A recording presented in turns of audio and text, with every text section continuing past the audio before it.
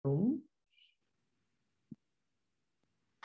olá, bom dia a todos, sejam muito bem-vindos, então, à nossa trilha Fogo, que vai ser apresentada pelo Hub YCL de Portugal, com o tema A Importância da Ação Territorial Frente às Mudanças Climáticas. Gostaria de passar a palavra para o Felipe, prata da casa do YCL, que vai continuar, então, a conversa conosco. Obrigada. Também obrigado, Fer.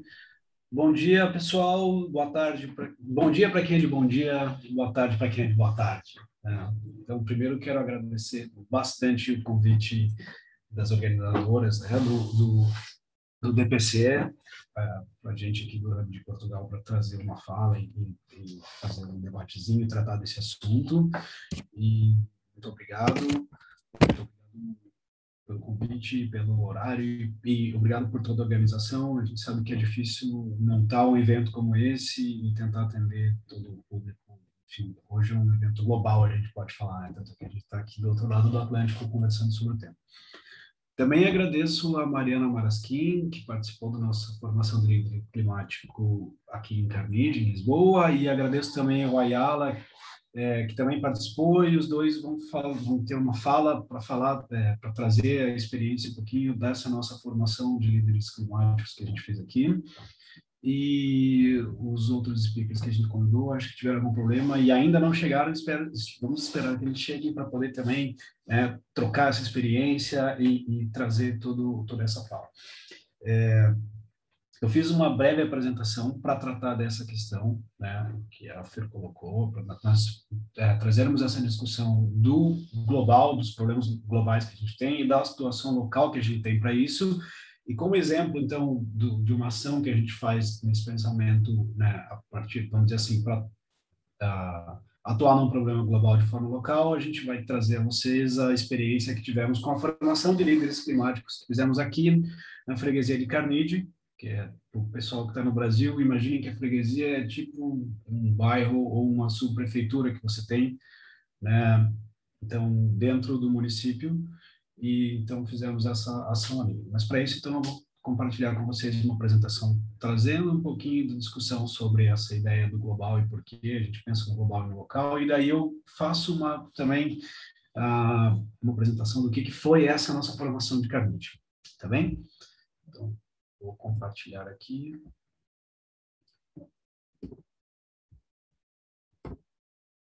Ok, acho que minha tela aparece a vocês.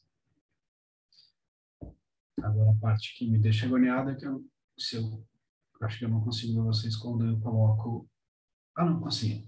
Tá tudo bem? Tudo certo. Joia. Então, vamos lá, né? Pensando do global para o local, a gente trago essa imagem, né, do mais global possível que a gente pode ter, que é a nossa querida imagem do nosso querido planeta Terra, pensando já naquela discussão de não ter planeta B, porque tudo que acontece na nossa vida está dentro desse, como diria o Carl Sagan, se fosse muito longe desse pálido ponto azul. E é aqui que é o local que a gente está mais adaptado a viver e é o local onde a gente tem que fazer as nossas escolhas e interagir, né, para que a gente consiga viver da melhor forma possível. Só que, entretanto, as ações que a gente toma de forma local, elas também acabam impactando o global, né? Então, a gente precisa entender que hoje nós vivemos um problema seríssimo, que é a emergência climática, são as alterações climáticas que atuam no nosso planeta de forma global, e dentro disso, para a gente resolver esse problema, a gente não vai conseguir pensar a Terra como uma coisa pequena e fácil de resolver, que com uma ação a gente vai conseguir atuar ou resolver o problema das alterações climáticas. A gente precisa atuar de forma local, dentro das nossas comunidades, dentro das nossas cidades, dentro dos nossos países, dos nossos continentes, para que toda a questão global seja resolvida, né? Todo o nosso planeta está sendo alterado de uma forma inteira, mas para a gente conseguir resolver isso, a gente precisa atuar onde nós estamos. E eu trago isso aqui, eu trouxe na nossa palestra sobre as alterações climáticas, essa reflexão aqui também sobre o que aconteceu para chegarmos onde estamos, quando a gente faz uma discussão sobre, no caso, alterações climáticas, mas dentro desse contexto a gente pode falar também de uma crise hídrica, dentro de uma crise de biodiversidade que nós vivemos hoje e assim por diante. Tá? Trazendo para o contexto das alterações climáticas, pensando do local para o global, a gente vê que nós passamos historicamente por um processo de transições energéticas.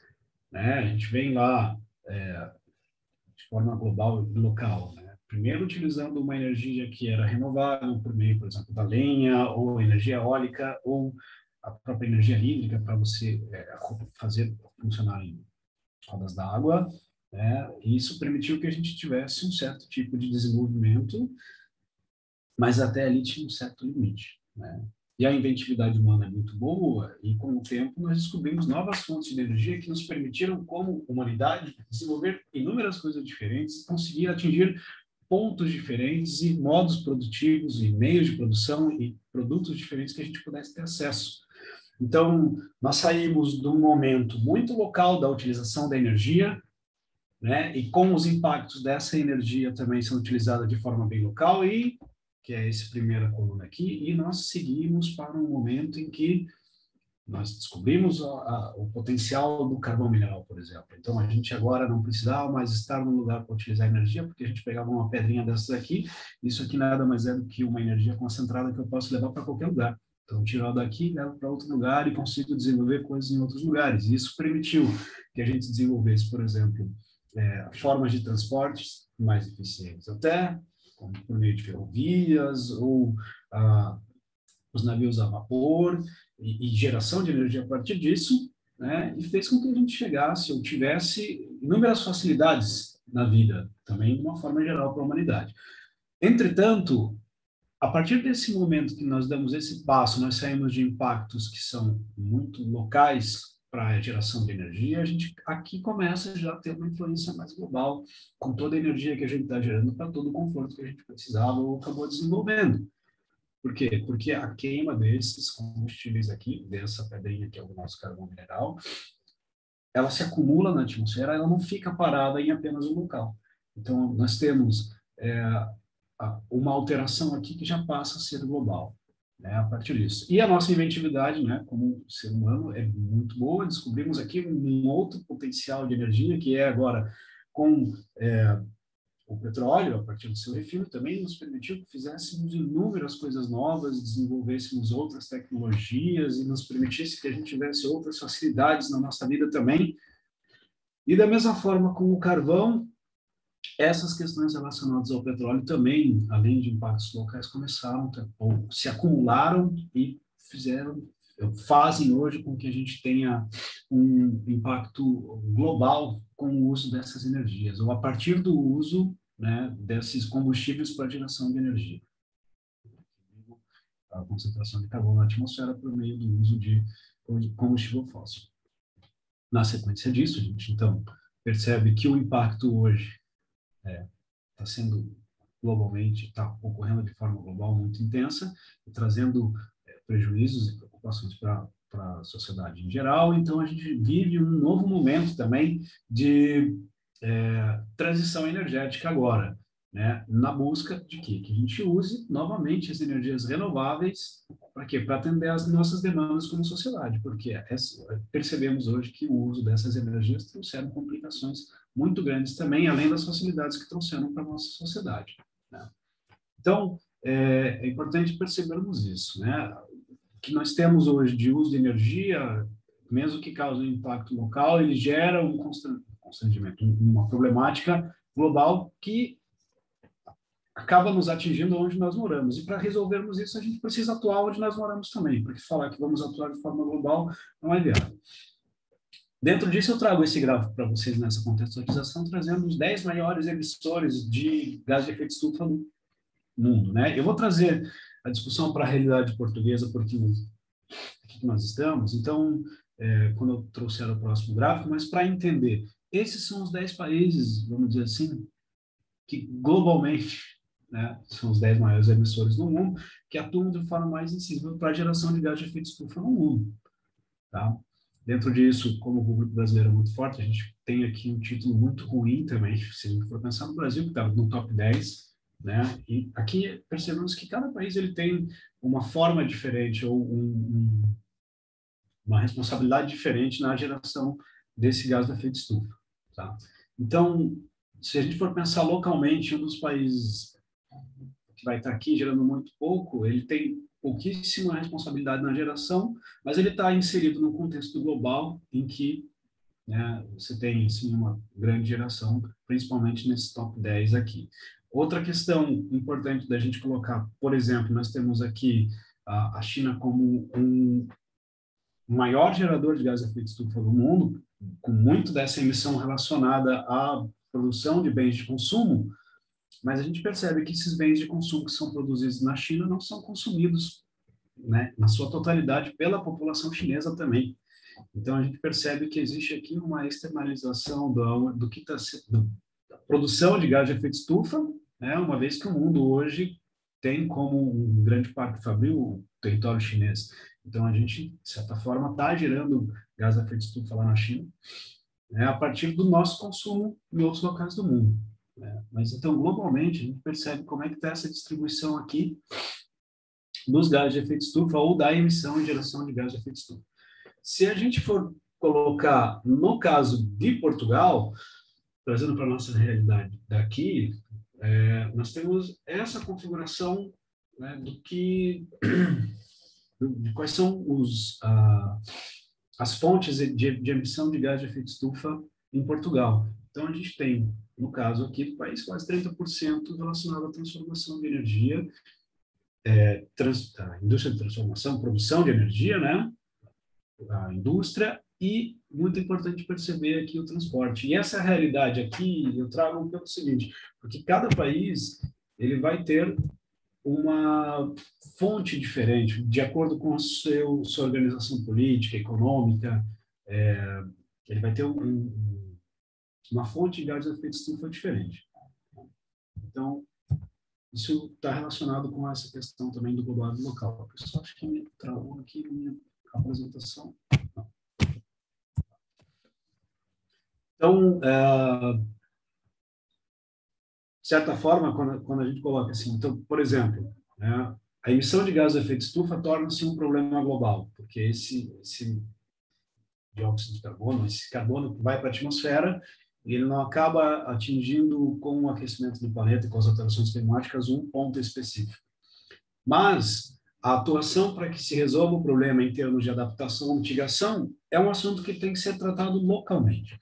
Por exemplo, Portugal, se quiser evitar suas emissões de gás de efeito estufa, ele não tem que tomar as mesmas atitudes que o Brasil, mesmo que a emissão ela seja uma questão, né, que vai se somar com as outras emissões de forma global. Portugal tem que atuar, por exemplo, na produção e transformação de energia e nos transportes, por exemplo, que a gente consegue perceber aqui que são as maiores emissões de Portugal. No caso do Brasil, esse gráfico torna-se diferente, mas nós teremos a maior parte da emissão de gás de efeito estufa do Brasil relacionado com mudança de uso da terra e floresta, na sequência agricultura. Então, o caso brasileiro é para atuar nessa questão global, que é a emissão de gás de efeito estufa e o aquecimento global e as alterações climáticas, localmente no país, você precisa atuar em áreas diferentes. Contextualizando, hoje nós estamos aqui, então, né, saindo da questão global para a questão local. Lado esquerdo da tela nós temos, então, um planisfério trazendo a localização da Europa aqui, e em verdinho mais escuro o Portugal. Depois, indo à sequência, uma localização aqui aproximando mais, né, dentro de todo esse território português. A gente tem aqui em vermelho, então, o município de Lisboa.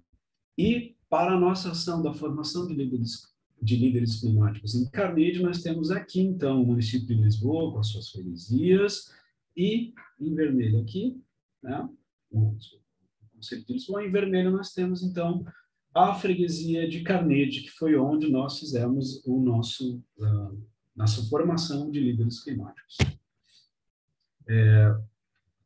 Então, falar um pouquinho do que foi o evento. Eu já passo a palavra daí para a Mari e para o Ayala, para eles trazerem as impressões deles também. E, então, o que foi, né? A proposta foi o quê? A partir dessa formação de líderes climáticos de Carnegie, a gente teve como proposta, né? A nossa pretensão era fomentar a discussão e propor ideias de intervenção nessa freguesia nas áreas de transporte, resíduos, eficiência energética e alimentação / agricultura urbana. É claro, é muito pouco tempo que a gente tem para discussão e para apropriação de ideias e conhecimento do local para a gente conseguir fazer uma grande proposta, mas como exercício prático e já, vamos dizer assim, lançar sementes para discussões futuras e ideias futuras, né, a formação de líderes climáticos, esse tipo de atividades é muito importante, né? Então, com a formação dos líderes climáticos de Carnegie, a gente espera que os jovens participantes, né, possam disseminar seus aprendizados não, no seu dia a dia e para as comunidades em que vivem. Por que isso? Porque nós fizemos uma formação localizada no território de Carnegie, trazendo propostas para a freguesia de Carnegie, mas a proposta de participação foi aberta para residentes de Lisboa. Então, Carnegie foi nosso ponto focal, mas foi uma atividade feita para os lisboetas em geral. Então, localizando aqui a freguesia de Carnegie, como vocês viram naquele mapa onde ele está localizado ali mais ao norte de Lisboa. Então, uma imagem de satélite só para ter uma ideia como é a disposição, as áreas, né, diferentes que nós temos em Carnegie, alguns pontos focais em que a gente encontra ali, né? Então, é uma breve apresentação. E o que nós tivemos, então, dentro do nosso da nossa formação de líderes climáticos? Quem participou da formação? Então, a gente teve, dentro da formação, jovens de 15 a 30 anos, tivemos 49 inscritos, e desses 49 inscritos, 24 jovens líderes climáticos foram formados, né? Tivemos algumas questões relacionadas teríamos, a princípio, 2 finais de semana de formação, mas concentramos só em um. Foi o nosso primeiro evento presencial, agora não com o final, mas com o arrefecimento da pandemia. Isso foi muito importante, até para a gente perceber como a gente está lidando agora com essa, vamos dizer assim, com essa realidade, voltando a uma normalidade que a gente conhecia antes. E foi muito bom, né, poder participar isso, fazer um evento desse, participar de forma presencial, foi um grande aprendizado para a gente. E dentro disso, então, o que nós tivemos ainda dentro do nosso evento? Aqui na apresentação travou de novo.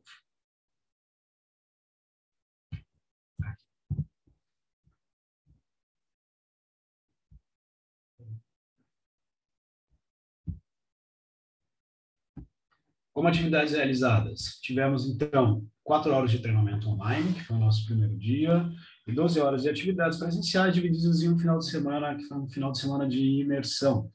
Então, dentro de toda a nossa formação de líderes climáticos em Carnegie, nós abordamos alguns tópicos, né? Então, tivemos um momento para autoconhecimento, temas relacionados à liderança e cultura do trabalho e a ciência da mudança climática. E depois disso, tivemos, então, os momentos de apresentação de ferramentas para a gente poder fazer a cocriação dos projetos para Carnegie e apresentações de especialistas nos temas propostos, né, para a gente fazer as conversas e para fazer essas intervenções. Aqui é uma imagem de como foi o nosso treinamento desse primeiro momento, né? A palestra ali da liderança do trabalho foi a Evelyn que fez, a Evelyn Araripe. Seguindo,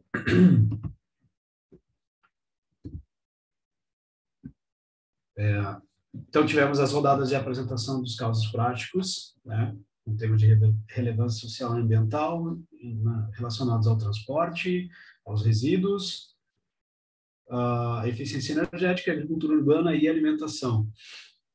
Aqui é uma imagem da formação do Diogo Barandas, o Life Crafters, que foi o nosso momento de autoconhecimento também que tivemos aqui. Então, a Angélica também trouxe para a gente a introdução às ferramentas do Systems Innovation, criação dos projetos para a freguesia de Carnide. Na sequência, tivemos, então, a cocriação dos projetos para o território e a apresentação das soluções que cada um dos grupos trouxe, né? Tivemos até uma ajuda de São Pedro aqui, que fez com que o dia estivesse bem agradável, sem chuva e numa temperatura agradável também. Utilizamos a própria freguesia, e não só o espaço, né, que nos foi fornecido pela freguesia, mas a área, o pessoal conseguiu ir na praça ou em jardinetes para poder fazer as suas discussões e fazer os seus projetos, o seu processo criativo. Isso foi muito bacana. Aqui eu trago também só algumas imagens de momentos que a gente em que tivemos a discussão e atividades ocorrendo. Ainda estamos no processo, né, de finalização do relatório final e prestação de contas, então a gente não tem todas as imagens tratadas ainda para colocar ou disponibilizar para o poder ver. E aqui eu trago para vocês um recorte, ou melhor, os cartazes, né, do processo criativo, né, que a partir da metodologia que o pessoal teve acesso, que teve a formação junto com a Angélica, e as ideias que surgiram dentro, né, de cada um dos temas propostos. E daí, aqui, no caso, a gente tem o Ayala e a Mari para falar um pouquinho sobre a formação também e do que eles trouxeram para cada um dentro da discussão dos grupos deles, né? Então, no caso dos transportes, da alimentação ou agricultura urbana, a produção de energia e eficiência energética, né? E no que foi tratado a respeito na discussão a respeito ali dos resíduos para a freguesia de Carnide. Aqui é a nossa foto final com os nossos líderes, os que estavam no finalzinho da formação. E é isso aí, como uma questão introdutória, né, como uma fala introdutória, e eu passo a palavra para a Mari ou para a Ayala, não sei quem quer ser o primeiro a falar. Se quiserem também que eu deixe o cartaz de vocês ali para vocês falarem um pouquinho sobre eles, fiquem à vontade também, só analisa.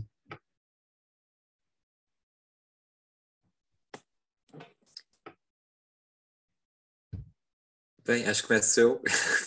Bom dia a todos. Obrigado pelo convite e por este espaço para partilharmos o que fizemos então neste grupo de trabalho.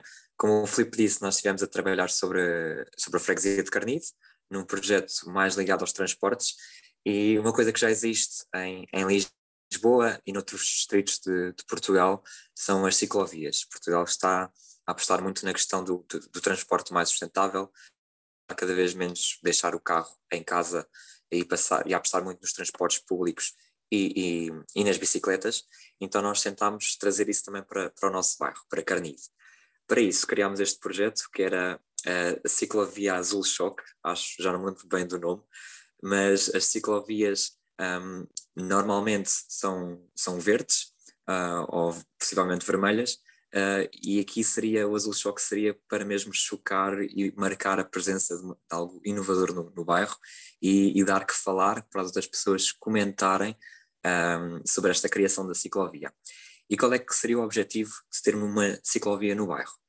Não só promover a deslocação por bicicleta, mas trabalhar com as escolas. E, portanto, a ideia seria uma ciclovia que atravessava o bairro todo, passava à porta das escolas e haveria sempre monitores, pessoas que fariam este percurso e ajudariam os jovens que iam de bicicleta, trotineta, patins, skate, o que fosse, a fazerem o percurso desde a sua escola à sua casa. Portanto, eles saberiam os horários em que estes monitores iriam passar por aquela zona, juntar-se-iam naquele ponto e acompanhariam o monitor naquela volta no percurso de casa à escola. Isto porque também para os pais sentir uma certa segurança em que os filhos estavam a ser acompanhados para ir para a escola e não estavam sozinhos e a atravessar a estrada.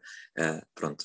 Obviamente que é difícil deixar um pai confiar o seu filho numa pessoa que eles não conhecem, num monitor que não conhecem. Então, quem é que seriam esses monitores? Seriam pessoas, nós queríamos que fossem pessoas do bairro, jovens, que também pudessem estar a encontrar emprego, por exemplo, portanto seria um trabalho pago, seriam pessoas que tinham formação em lidar com crianças e em questões de socorrismo, em suporte básico de vida, por exemplo, caso alguma coisa acontecesse. Seriam pessoas também que teriam formação em reparar bicicletas, por exemplo, ou trocar um pneu, porque às vezes pode acontecer, e pronto, e seria importante trabalhar em conjunto com os pais, com os professores, com os funcionários, com a comunidade escolar, dando a conhecer o projeto para criar esta ligação de confiança entre os pais e os monitores, entre os monitores e a escola, e portanto estar tudo interligado. Para nos ajudar neste projeto, porque sabemos que nem todos podem ter acesso aos patins, às trotinetas, às bicicletas, queríamos, aos capacetes, às braçadeiras, ao material de proteção, queríamos trabalhar com algumas entidades que nos pudessem fornecer ou vender a um custo mais baixo, para tornar todos estes artigos acessíveis a toda a população de Carnide.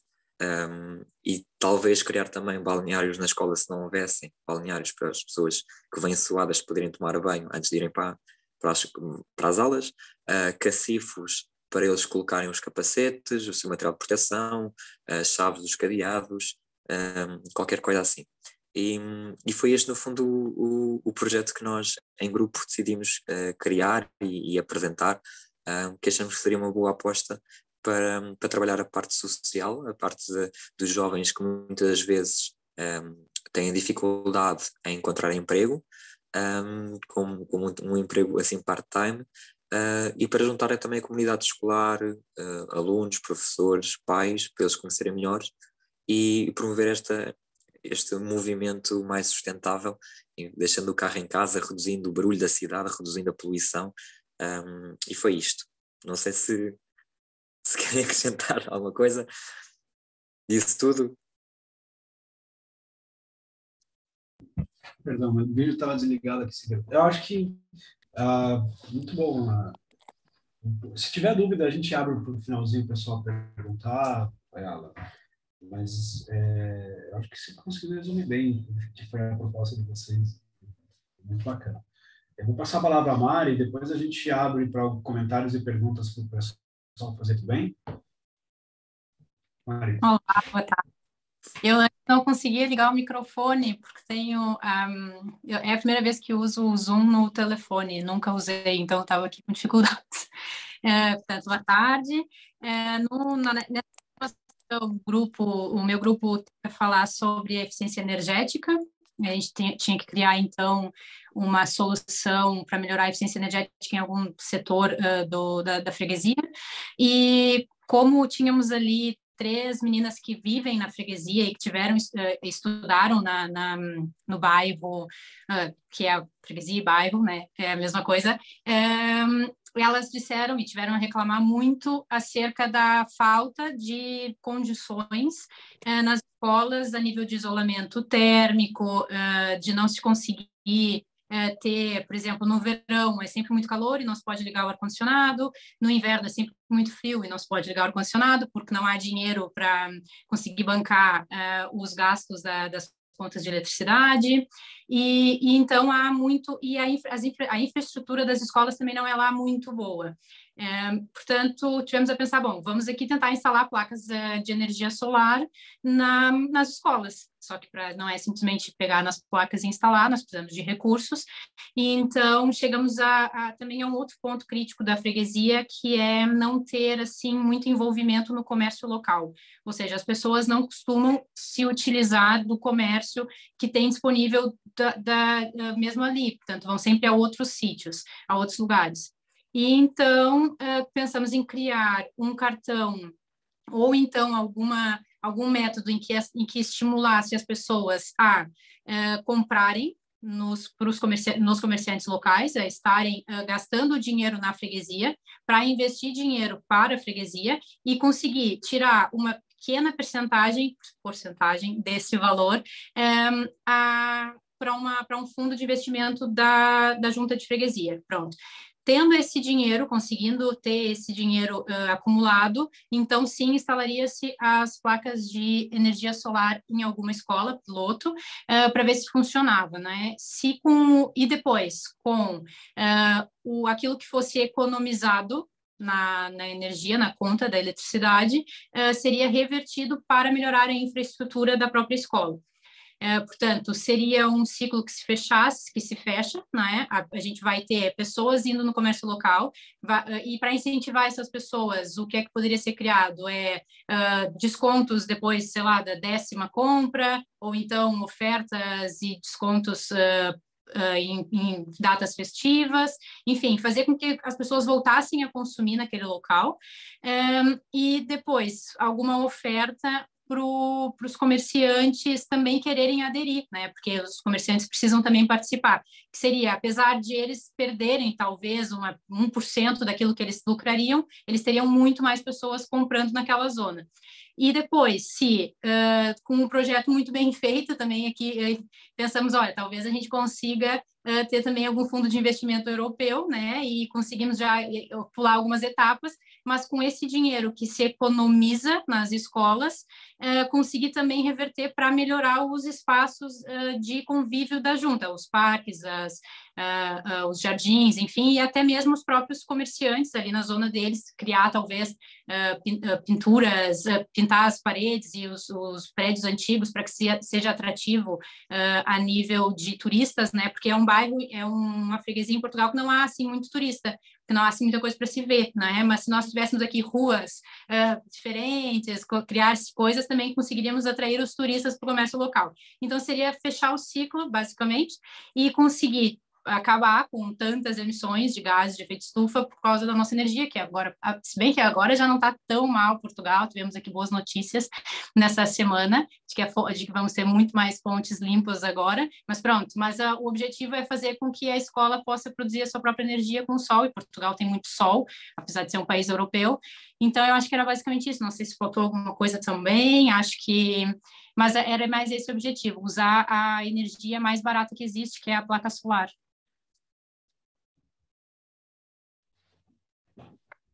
É isso mesmo, né? E aí, trazendo a conversa para o contexto da ideia de, sim, alteração climática é global e como é que a gente atua de forma local nisso, né? Se a gente for pegando sai do planeta, vai para Portugal e vai para Lisboa e vai para a freguesia de Carnide. O que Carnide pode fazer? Por isso a gente sugeriu essas 4 formas, esses 4 temas principais, e dentro desses 4 temas, se a gente for fazer o link com o gráfico português, aqui os 2 grupos que falaram, né, representantes dos 2 grupos, o Oyala e a Mari, trouxeram a questão dos transportes, que a gente viu lá, 30% das emissões de Portugal está relacionado com isso. Como é que a gente diminui, no caso de uma freguesia, a pegada carbônica do transporte? É permitindo que a criança possa ir, né, aí que está o bacana da proposta, com toda a segurança para a escola, com uma pegada carbônica baixíssima, ou zero, né? Se a gente for pensar no trajeto e não na criação do produto. E da mesma forma, outro grande emissor de gás de efeito estufa de Portugal é a eficiência energética e a geração de energia. E a gente tem um problema aqui dos prédios não serem eficientes. Então, a gente precisa gastar muito com aquecimento ou, em alguns momentos, com arrefecimento, depende da época do ano. E a proposta que o grupo da Mari faz é exatamente dentro disso. O local, a escola onde a criança está, né, que é um local de convívio da sociedade, se adequando a isso, não só vamos colocar assim, evitar as fugas de energia. Isso foi um dos temas que foi apresentado, a eficiência energética em Portugal, mas a gente não perder o calor que está dentro do edifício e, ao mesmo tempo, a gente gerar energia para aquele edifício se tornar mais autossuficiente na geração de energia e tornar o país mais sustentável. E, fazendo um link com o que a Mari disse, a gente tem notícias boas, né, vindo de forma recorrente, aparecendo aqui em Portugal, dizendo sobre a nossa geração de energia, as renováveis cada vez mais tendo um papel importante na geração de energia do total do país, e isso é uma questão muito importante. Eu destaco aqui, para a gente fazer essa ação dos líderes climáticos em Carnide, o apoio que a gente teve da freguesia. É claro, dado o tempo que nós temos para a formação, seria mais interessante que a gente pudesse conhecer mais profundamente o espaço. mas a gente não tinha tempo para isso também, mas a freguesia ela nos disponibilizou, né, o local para a gente fazer a formação e, enfim, esse apoio deles foi muito importante até porque eles assistiram às nossas apresentações, né? Então a gente teve ali em alguns momentos uma discussão com representantes da freguesia para que isso pudesse, né, de alguma forma ser levado ali ao tomador de decisão, a quem vai fazer uma política pública para que isso pudesse acontecer. Deixa eu verificar se chegou mais algum dos outros grupos, eu acredito que não. Tudo bem. Eu gostava de pedir, fora do protocolo, não foi o que eu tinha pedido a eles, eu pedi que eles falassem das suas propostas, mas falassem um pouquinho da formação em si e dos momentos que a gente teve, por exemplo, com o Diogo, que teve um momento de formação pessoal e no geral, né, o que podem trazer para os outros participantes do DPC em relação à nossa formação que a gente teve em Carninha. Pode ser? Aí, Alemari? Sim, ok, vou eu então.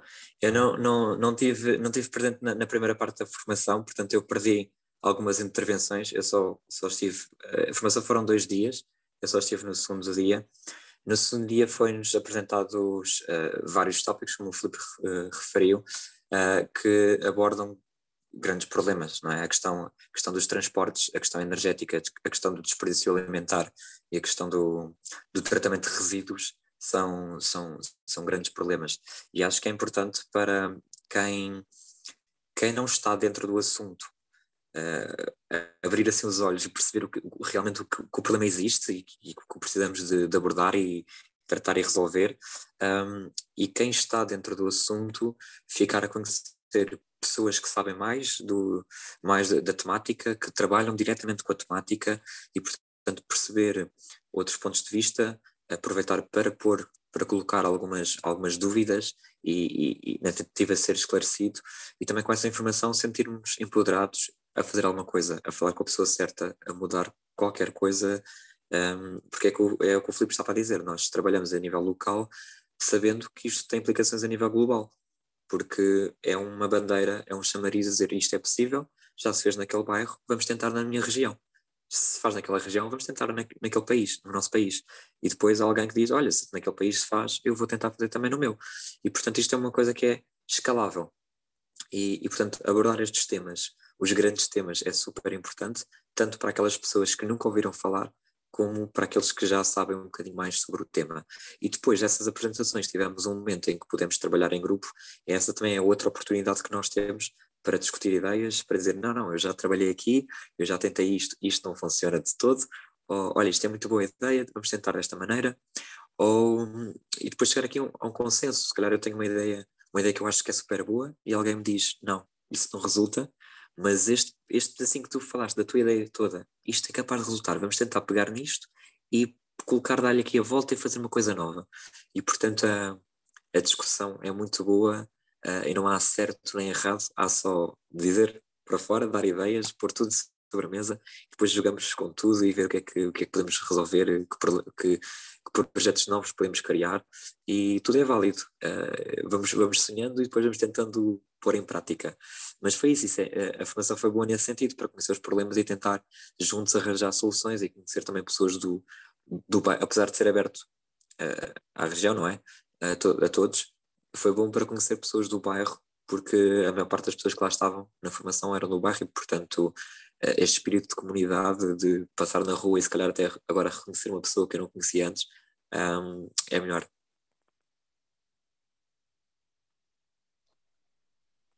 Sim, e complementando aquilo que o Ayala tá a dizer, eu penso muito, quando eu, por exemplo, não trabalho diretamente com o meio ambiente ainda, não consegui ainda fazer totalmente a minha transição de carreira, e então, às vezes, eu passo 2 ou 3 semanas só no meu trabalho, que demanda muito tempo, focado naquilo, a tentar resolver as coisas, e quando a gente consegue participar dessas iniciativas, quando a gente consegue participar de formações, em workshops, esse momento que nós estamos aqui, e nós temos, né, que é aquilo que a Fernanda e eu acho que a Nath que estava falando no início, trabalhar com o sonho, querer viver o nosso sonho, querer conseguir mostrar aquilo que a gente quer para o mundo. Quando a gente encontra pessoas que estão alinhadas com os objetivos, a gente consegue pensar melhor.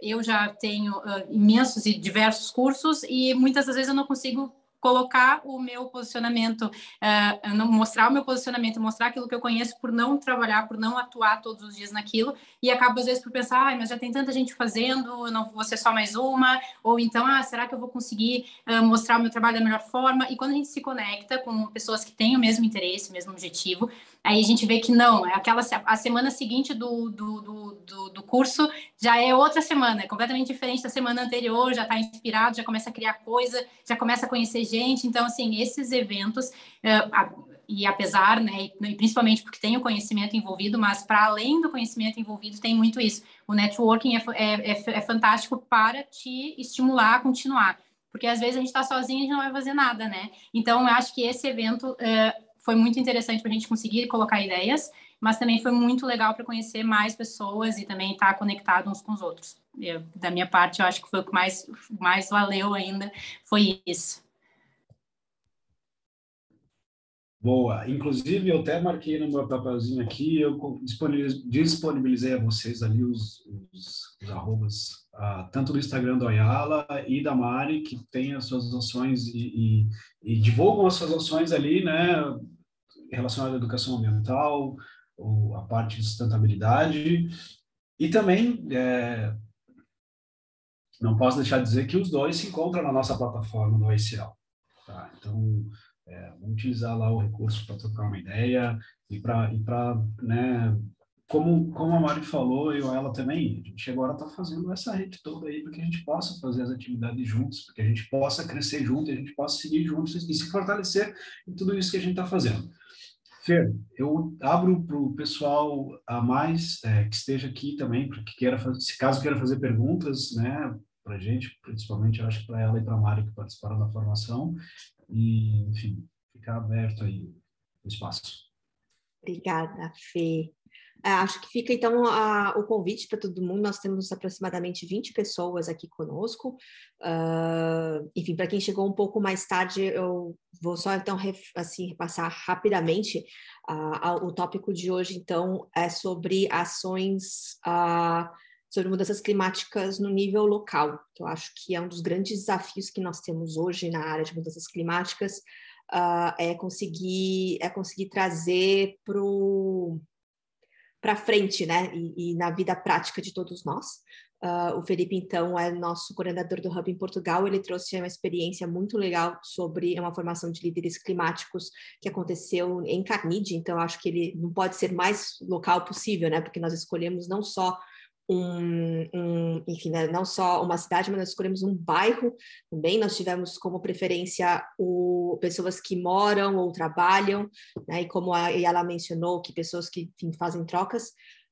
Foi um curso novo que foi realizado em parceria com o Climate Kick, com o apoio deles, e que nós esperamos poder conseguir fazer mais, porque eu acho que foi, acima de tudo, um exercício muito bom de alimentar ideias novas que tem muito a ver com trabalhar localmente, né? Porque quando a gente vê ideias mirabolantes acontecendo em uma COP da vida, é muito diferente de colocar ele em prática, porque cada parte do mundo tem suas peculiaridades, seus desafios, que são burocráticos, que são geográficos, que são, enfim, questões, pessoas diferentes, né, com demandas diferentes, com necessidades diferentes, com realidades diferentes também. Então, eu queria convidar vocês para fazerem perguntas, se vocês quiserem, sobre a formação, mas como vocês viram aqui, tem pessoas apaixonadas por cidades aqui também, então fiquem à vontade também para fazerem outras perguntas. Fê, nesse momento não tem perguntas, mas eu acho que talvez se você quiser contar um pouco mais sobre os desdobramentos que nós queremos fazer da formação do curso também, porque eu acho que uma das coisas muito legais dentro do ICL é que qualquer formação ali é o ponto de partida, né? Mas ele, na verdade, é o início de uma jornada, como você mencionou, dentro da plataforma, mas é isso, né? A gente fala, trabalhar com clima dá trabalho, né? Então, se você quiser conversar um pouco mais sobre quais são, enfim, algum dos desejos que o Hub Portugal tem, lembrando que palavra tem força, né? Então, talvez possa ser o momento da gente fazer votos, assim, até com o próprio Ayala e com a Mari, o que vocês gostariam que acontecesse, talvez.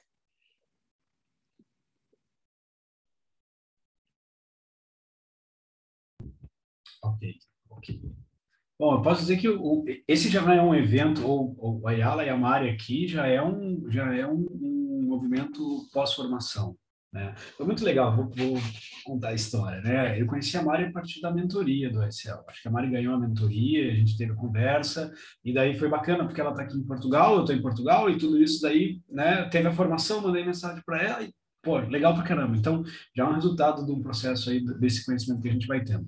Esse evento, o DPC, ou a presença deles aqui no DPC, faz parte desse movimento do quê? Do ICL aqui em Portugal, né? Porque nós somos muito recentes aqui em Portugal, construir a sua história aqui e aí que tá, acho que é muito bacana a rede, né? E perceber que, poxa, a Maria faz parte da rede, o Ayala faz parte da rede, começa a ver as atividades que eles fazem e a gente já começa a pensar nos planejamentos estratégicos do que fizemos o curso de Carnegie, foi uma baita experiência, um ótimo aprendizado, nós vimos que é possível, né? Ter acesso ao Climate Kick, ter acesso a um fundo europeu, porque a Flávia vai fazer a mentoria sobre voluntariado, e ser voluntário é bom, o Ayala, como escoteiro, deve saber isso também, né, que trabalha muito com voluntariado, mas o voluntariado muitas vezes não enche barriga.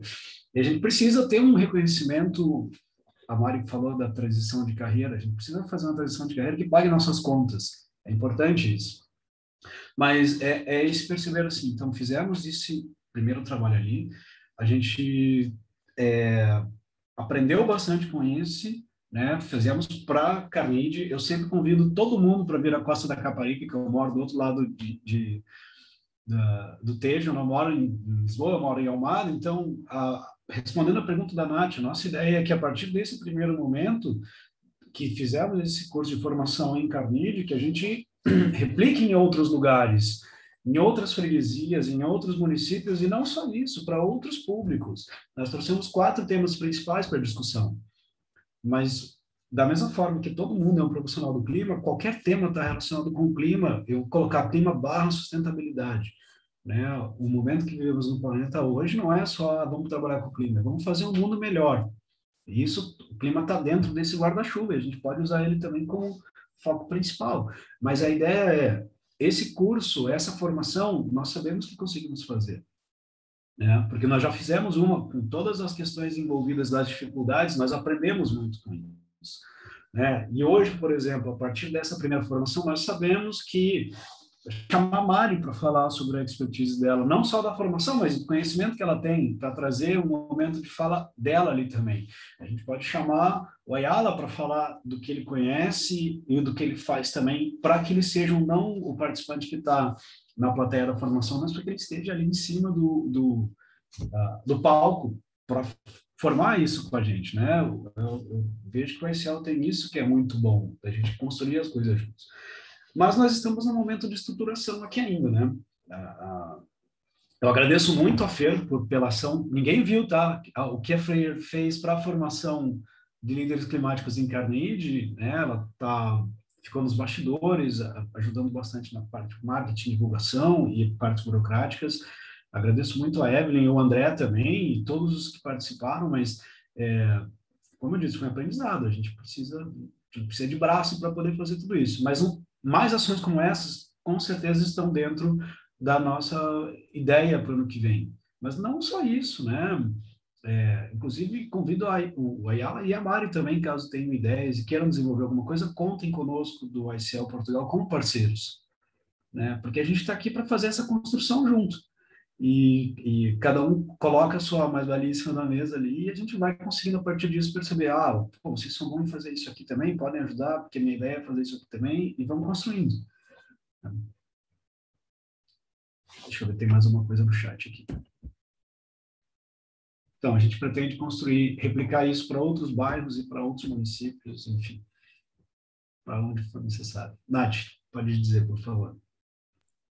Oi, eu achei muito legal, viu? Vocês estão de parabéns. Eu fiquei com vontade de participar com vocês, de construir algo. A minha pergunta é, durante a formação, quais foram as principais dificuldades assim, que vocês encontraram?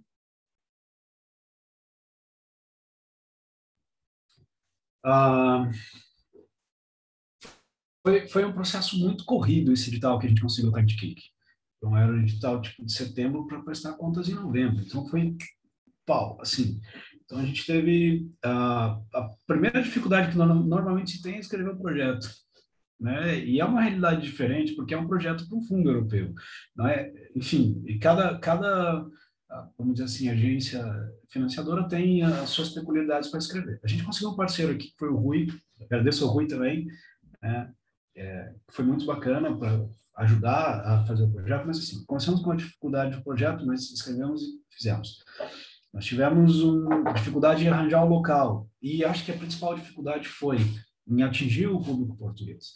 Nós fizemos uma previsão a gente sabia que a gente podia atender, por exemplo, 150 pessoas, mas Carnide tem 19 mil pessoas, e no universo de 15 a 30 anos, você vai reduzindo cada vez mais a quantidade de pessoas que você pode atuar em Carnide. Vou colocar assim, a pirâmide etária portuguesa é muito diferente da brasileira. Então, a gente tem uma quantidade de jovens muito menor aqui que a gente possa atingir. Se eu for pensar, a quantidade de jovens engajados com a questão climática e de sustentabilidade é menor também. Então, são esses alinhamentos ou esses entendimentos em relação hoje à realidade portuguesa que trouxeram algumas dificuldades. Nas outras questões, são dificuldades normais de organização de um evento. Então, a gente foi correr atrás de restaurante que servisse comida vegana, vegetariana ou vegana, e quase ninguém podia atender a gente, eu não conseguia fazer. Encontramos, eles podem falar melhor do que a gente. Acho que a forma que a gente resolveu o problema da alimentação foi muito bom. A gente conseguiu servir marmitas veganas para todos, e, ao meu ver, eram muito gostosas até. Foram muito boas. Mas, então, é a organização, é compra de material, e agora a gente está na burocracia de prestação de contas. Então, eu me enrolo muito para falar, né? Mas as dificuldades foram essas. Em relação eu vejo assim, por ser o primeiro evento que a gente conseguiu fazer aqui em Portugal, por ele ser presencial, o nosso parceiro, que foi a Junta de Freguesia, foi um timing bem difícil, porque a Junta, estavam tendo as eleições aqui para a Junta de Freguesia. Enquanto a gente conseguiu o aceite do Climate Kick, né, do financiamento. Então, eles estavam numa correria muito grande no processo eleitoral deles também. Então, isso gerou uma certa dificuldade para a gente conseguir conversar em alguns momentos. Deu tudo certo, mas a gente percebeu que isso estava ali também no meio do caminho. Mas são questões que a gente... É aquela coisa, a primeira vez que você faz, ela é muito mais difícil que as outras, porque agora a gente já tem um caminho, assim, a picada está aberta, agora a gente vai pavimentando e nos próximos a gente vai seguindo já essa trilha. É claro, né, as outras formações vão ter problemas iguais, e a gente vai ter dificuldades, normal. Cada vez a gente aprende com uma nova. E acho que para complementar um pouco o que o Felipe falou, as formações do ICL, ela tem um toque que eu gosto muito que a gente tem muito orgulho de mencionar, que é... Vocês estão me ouvindo bem? Só para saber que eu estava vendo aqui agora, não sei se vocês estão me ouvindo bem. Que é trazer um pouco da multidisciplinaridade do clima para as nossas formações. Então, porque nós temos, enfim, questão de gestão de projetos, né, prototipagem, a criação, enfim, né, assim, essa questão mesmo de escrever projetos, enfim, para poder pensar em estruturar ideias novas. Também a gente gosta de trazer pessoas que estão na área prática também, então nós tivemos profissionais que já estão trabalhando na área, tinham 4 temas diferentes, né, Fê? Então, trazer essas pessoas que já atuam em Portugal, junto com o conhecimento de futuro do trabalho, que você conhece, inclusive, né, Nath, porque você é uma fellow no ICL, você sabe que a gente faz formações muito complexas, né? Então, a gente precisa trazer vários conhecimentos diferentes para poder se conversar dentro da formação. Então, eu acho que, assim, as formações do ICL, foi muito difícil ter conseguido fazer o curso em tão pouco tempo, com tantos conhecimentos diferentes que a gente teve que trazer. A gente também trouxe a Prefeitura de Carnide também, né, a Freguesia de Carnide também, para poder apresentar o mapa do território, onde a própria, digamos assim, freguesia conversou conosco, apresentou um mapa, literalmente um mapa. Assim, ó, esse aqui é o mapa da cidade, essa aqui é, digamos assim, distribuição enfim, né, energética, distribuição de alimentos. Então, eles colocaram uma série de complexidades, onde a gente colocou várias pessoas diferentes para poder ajudar na criação da formação também. que reflete muito na realidade quando a gente trabalha com clima, né? Assim, trabalhar com mudanças climáticas tem esse toque que assim a gente nunca teve que lidar com esse problema antes, né? Então, a aplicação de ideias novas e de conseguir colocar elas rapidamente em prática, testar elas, adaptar elas também, foi bem interessante ver assim o quanto a gente conseguiu colocar todos esses componentes juntos, assim, sabe? Além da parte espaço, a parte prefeitura, juntar vários talentos e vários conhecimentos diferentes numa única formação. É uma coisa que o ICL tem muito orgulho de fazer, mas ele por ser em Portugal, tem um toquinho mais de dificuldade que a gente conseguiu superar, mas foi muito legal.